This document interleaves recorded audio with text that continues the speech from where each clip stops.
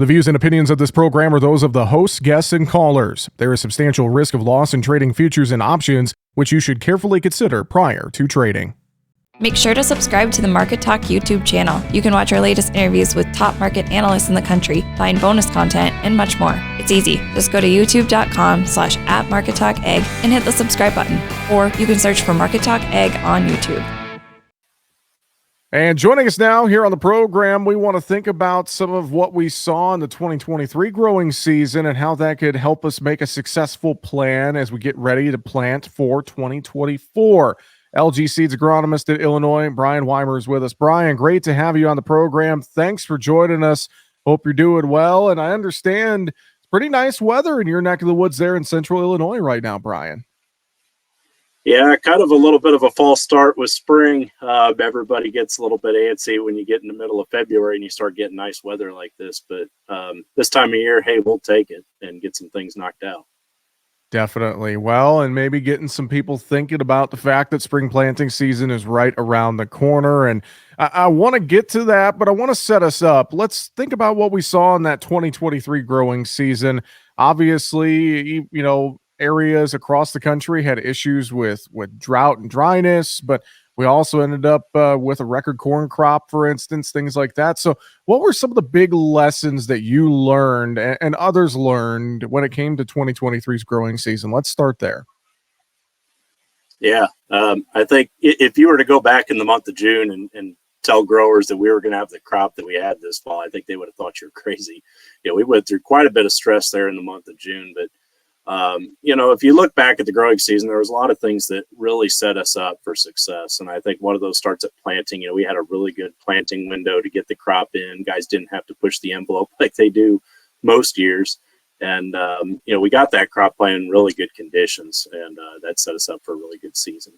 And the other thing, too, I cover central Illinois as well as southern Illinois for LG Seeds. And for our area, usually drainage is one of those things that's a limiting factor for us. And actually having the dry weather, we didn't have the drowned out spots that we usually see year after year. So some of those things really contributed to having such a real great crop this past year.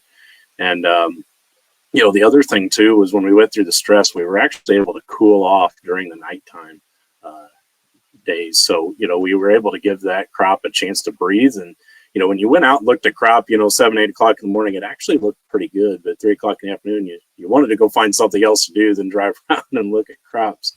So I think if there's one lesson that we learned, big picture, was that you never give up on a corn crop. In the month of June, a lot of guys were thinking about pulling some things back and cutting some input costs because, at the time you looked at the crop and walking through fields, you just didn't think you're going to have anything.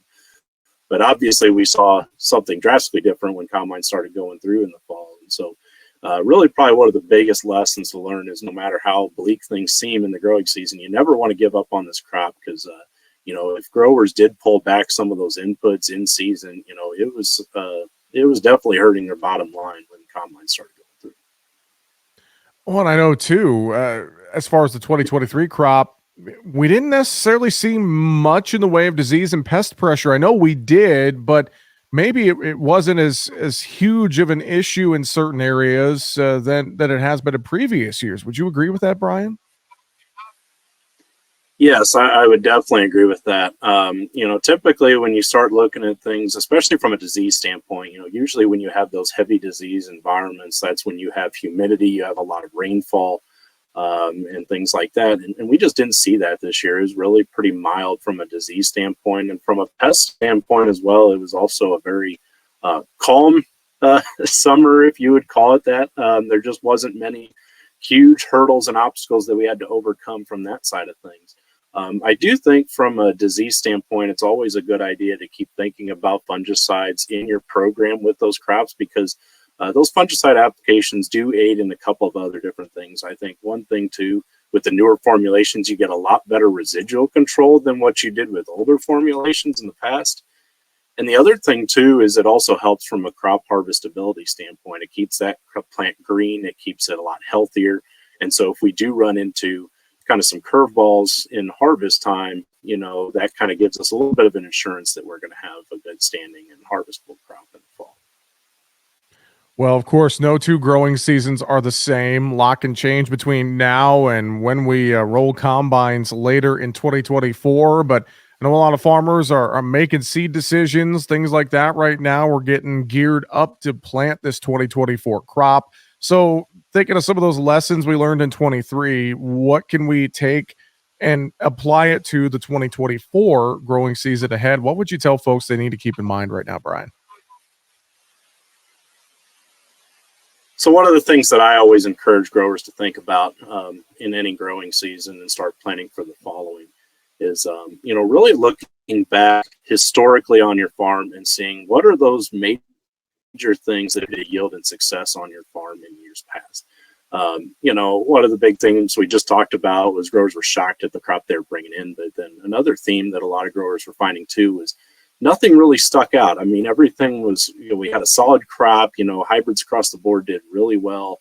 And a lot of our management practices turned out to be very profitable and things seemed to just work out really well for us this past year. So I always encourage growers to look back at some of the things that, have historically worked really well and kind of building that baseline as you start thinking about next growing season. Then the other thing too is not losing sight of trying some new things on your farm, some different farming practices, some things to keep moving forward and pushing the envelope. You don't have to try things, big scale. You could always do things smaller scale, try some test trials.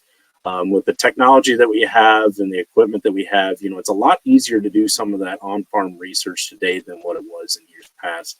And the other thing too is if growers are thinking about things, from a management practice standpoint that requires large capital expenditures like equipment, it doesn't mean we have to go out there and purchase those large pieces of equipment. There's a lot of different options out there, whether it's a neighbor who has a piece of equipment that you'd like to try some on a few acres. There's always those options to test trial those things and see if it's a fit for your farm and be thinking about the future as well and implementing new practices. Well, and to your point, a lot of new genetics out there, a lot of different tools in the toolbox that growers can take advantage of as trying some of those new things, like you said. I mean, man, I just think about all the different options we have out there, Brian. There's a lot of things that we can look at. So I know folks, if they got questions, they should talk to their local agronomist, such as yourself, right? Yeah, you can always reach out to a local agronomist in your area. And the other thing too is talking to different growers just within your community. It's amazing when you go out and just for myself talking to different growers, how fast things change in agriculture today. I mean, we talk about a lot. It just seems like things are moving at a rapid pace.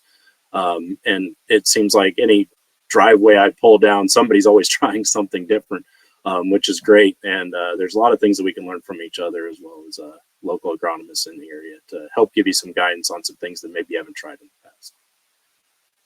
Well, I know folks can, of course, learn more too at lgseeds.com. Brian, really appreciate the time. Thanks for joining us on the program today. Appreciate the agronomic update and thoughts, and we'll have to get you back on the program again real soon. Thanks so much. Thanks, Jesse, and thanks for having me. Really appreciate the time.